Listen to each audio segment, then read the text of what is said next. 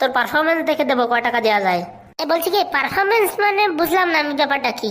Performance মানে হচ্ছে তুই কিরকম কাজ করিস, কিরকম বেচতে পারিস, সেল করতে পারিস, তাই দেখে তোর টাকা দেবো।